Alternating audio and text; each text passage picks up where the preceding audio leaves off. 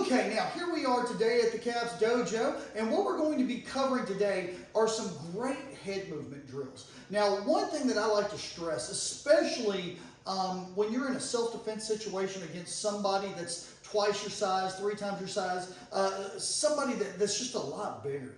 I highly recommend working on your dodging and your evading and getting out of the way.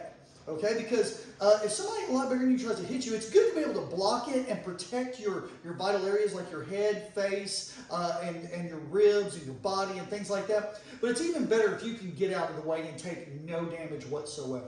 So this is a little drill that we practice. It comes a lot from boxing and kickboxing. If you can see it, we've got a bright pink line going across right here. Okay, it's just a simple rope. All right, and what we're going to do is I am going to stand on one side of it, and I'm going to be in my guarding stance. Okay, and if you notice the line, if you can see it, is right here. It's touching my ear.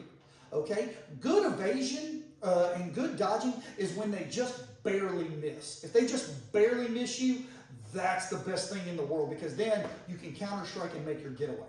So from here, if you'll notice, what I'm going to do is I got the line on one side, my hands are up guarding my face, and what I'm going to do is I'm just going to trace my head here. Boom. I'm just going to trace my head. Trace my head.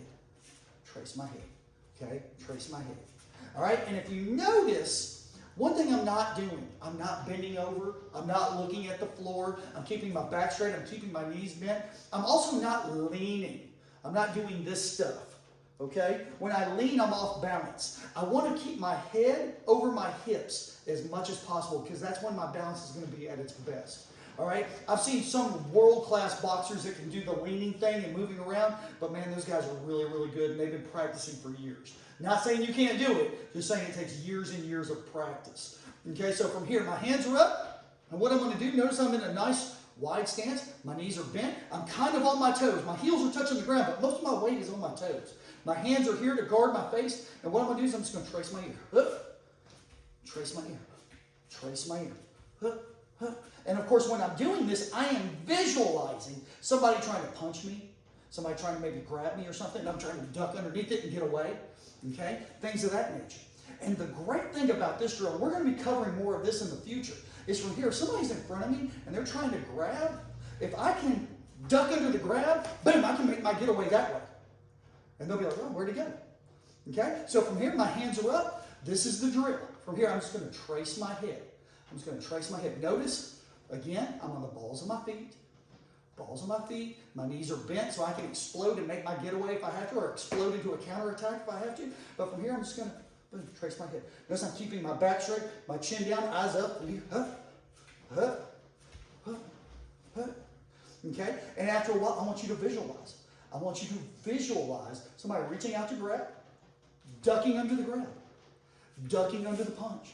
Use your imagination. That's what's going to make your training more realistic. So from here, duck. I'm ducking the punch. Ducking the punch. Okay? Somebody's reaching and grab. I duck the grab. Boom! I make my getaway. Okay? So from here, after you practice this a little while, add your dash to it. From here, I duck, go. Okay? Or I'm here. Duck, go. Duck, go. Duck, go. Okay? These little drills right here, believe it or not, can save your life. All right? Have fun practicing those at home.